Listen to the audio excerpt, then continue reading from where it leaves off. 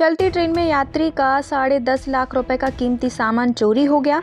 चोर तो कुछ घंटों में पकड़ा गया और पूरा सामान भी बरामद हो गया, लेकिन इसके बाद शुरू हो गई श्रेय लेने की जंग। आरोपी को पकड़े जाने का दावा आरपीएफ भी कर रही है और जीआरपी भी। अब जबलपुर में एक ही कार्रवाई को लेकर दोनों विभाग में अलग अलग दावे चर्चा का विषय बन गए हैं। आरपीएफ का कहना है कि उनकी टीम ने चंद घंटों में चोर को पकड़कर जीआरपी के हवाले किया, जबकि जीआरपी ने प्रेस कॉन्फ्रेंस कर दावा किया कि आरोपी को उनकी टीम ने गिरफ्तार किया है। 22 जून 2026 को इटारसी निवासी नीलेश मालपानी अपनी पत्नी के साथ अमरकंटक एक्सप्रेस के A2 कोच में रायपुर से इटारसी लौट रहे थे। सुबह ट्रेन जबलपुर से आगे बढ़ी तो उन्हें पता चला कि उनका पर्स गायब है। पर्स में एप्पल आईफोन, एयरपॉड, चार्जर, सोने के जेवरात और नकदी रखी हुई थी। घटना की सूचना रेलवे पुलिस को दी गई। शिकायत मिलने के बाद जांच शुरू की गई और करीब 2 घंटे के भीतर जबलपुर के सर्वोदय नगर निवासी रितेश उर्फ कालू उर्फ अमित 40 वर्ष को उनके घर से गिरफ्तार कर लिया गया। उसके कब्जे से चोरी किया गया सामान बरामद कर लिया गया।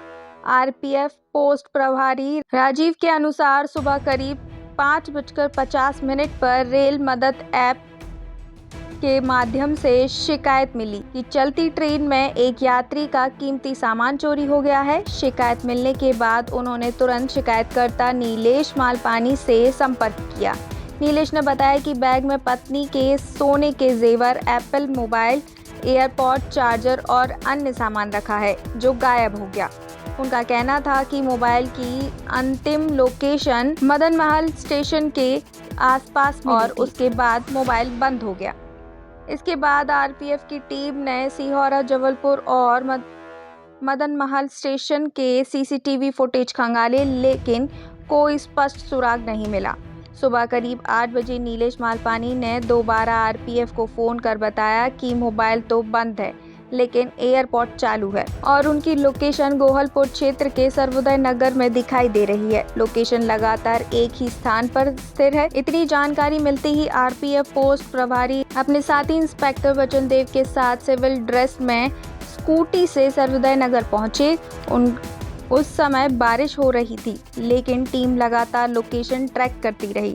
सर्वोदय नगर की घनी बस्ती में सटीक मकान ढूंढना आसान नहीं था। काफ़ी मशक्कत के बाद टीम सही स्थान तक पहुंची। जब मकान में दबिश दी गई तो आरोपी रितेश उर्फ कालू अपने घर में आराम से सोता मिला। मौके से चोरी गया पर्स, एप्पल मोबाइल, एयरपॉड और अन्य सामान बरामद कर लिया गया। आरपीएफ के अनुसार आरोपी को पकड़ने के बाद जीआरपी पुलिस और शिकायतकर्ता के जबलपुर निवासी परिचित भी मौके पर पहुंच गए।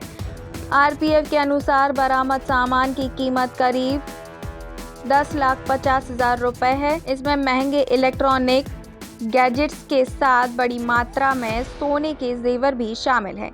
पोस्ट प्रभारी राजीव ने बताया कि आरोपी आदतन अपराधी है और उसके खिलाफ पहले भी चोरी का मामला दर्ज है। चोरी का सामान बरामद होने और आरोपी के पकड़े जाने के बाद अब लोगों के बीच यह चर्चा का विषय बना हुआ है कि कार्रवाई आखिर किसने की। आरपीएफ का दावा है कि उसकी टीम एयरपोर्ट की लोकेशन के आधार पर आरोपी तक पहुंची और उसे पकड़कर जीआरपी को सौंपा। वहीं जीआरपी का कहना है कि विशेष टीम ने कार्रवाई कर आरोपी को गिरफ्तार किया।